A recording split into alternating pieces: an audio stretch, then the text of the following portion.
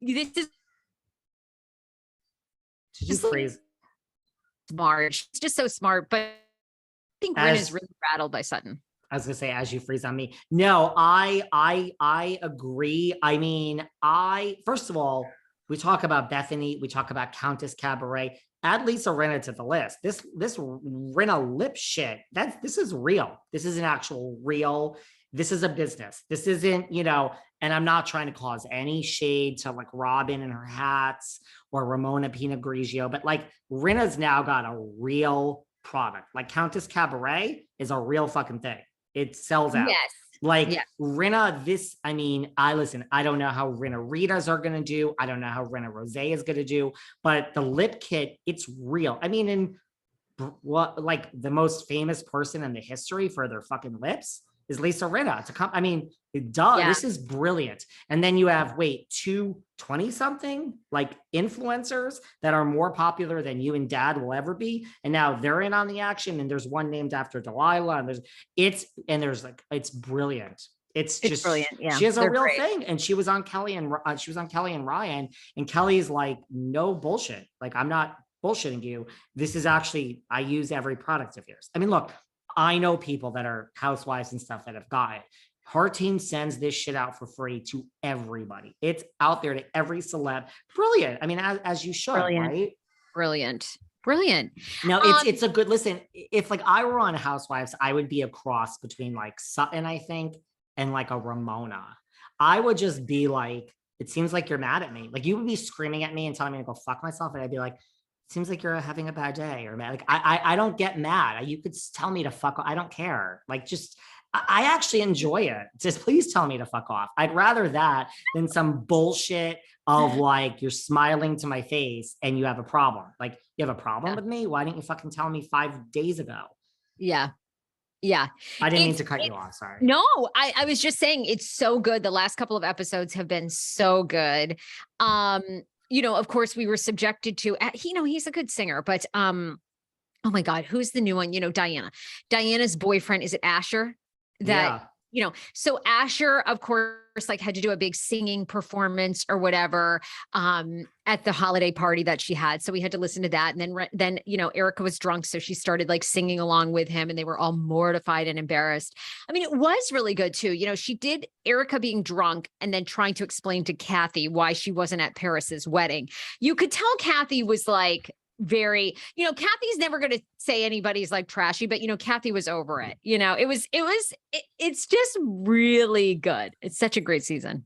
Kathy was over it. Look, we still have, speaking of Kathy, we still have the big thing coming up where all the slurs come out, but Kathy just did an interview where she first addressed the whole Kyle thing of like, look, I don't really think Kyle's quitting, guys, because Kyle has said maybe this is the end. Kathy just spoke out and said, look, it's a lot. Like you film a whole season, then you have to do promotion, then you wrap, then you have the reunion, then you have to go to BravoCon. She did throw BravoCon in there. And then it wraps and 3 days later you're filming again, which is true. I mean, there have been some gaps. We had a Potomac gap, we've had other gaps, but it starts right away. So she's like, look, Kyle has been through a lot. She's been doing this forever. She's like, I don't think she's quitting. Not really that like newsflash, but she did say, look, let me answer your question. Everyone always asks, do I want to be full-time? Listen, not really. No, thanks. That's what she says. And you have to, unlike all these other desperate women, you have to believe Kathy listen, I don't know why Kathy would want to be a part of any of this anymore after this season. I don't even know why she'd want to be back in any capacity personally. Oh my God. And I adore Kathy. I mean, I aspire to have Kathy Hilton problems. Like when she invites Kyle over for lunch and she's like, oh, do you want to order now from the staff? And then Kathy's just like, she's just like, Kyle, what are you doing these days for staff? I can't get any help. It's just like, I mean, and then she like pushes open this baked potato and loads it with caviar. It's just like, and Kyle is like, what? Speaking of Beverly Hills Housewives, this past weekend, we had a visit in the Hamptons from the one, the only Lisa LVP Vanderpump. Yay, LVP. So I did a minute with LVP this past weekend. Did you see her? Yeah, listen, I mean, I had house guests staying. She was doing, she does her bottle signings. And I was like, one of my friends is like, are we going to this? And I'm like, first of all, this thing was not publicized at all. I've been to her bottle signings in the past. There are like 8,000 people. And I'm like, here I am saying I don't like going to things like this. And I really, truly do not. But it was like a Saturday morning. It started at like 11:30. One of my house guests was like literally on the floor, curled up in a ball in tears. And I'm like, okay, settle down, settle down. I will go. It's not, I will go. It's fine. Like, it's not that big a deal, so it was not publicized. There was like, I mean, I was like, okay, this isn't horrible. There was like nobody there. Wow. And I mean, that's not a diss. The place was like, and so Lisa was like early, like, I'm like, okay, this is going to be great. We're going to be out of here in like 10 minutes. So Lisa's one of those people, like I was saying before, it started like, when I do my live show, we're going to play a game, loves me, hates me, or doesn't know I'm alive. We're going to play that game live when I do my show on September 13th with Kim D. Buy tickets at City Winery. And Lisa, I would have put in the doesn't know I'm alive category, but now listen, I explained, because there was nobody there. For all the times I've run into LVP, I think I've talked to LVP for about 20 minutes at this thing, one-on-one. And then I talked to Ken for like an hour. He wouldn't shut up.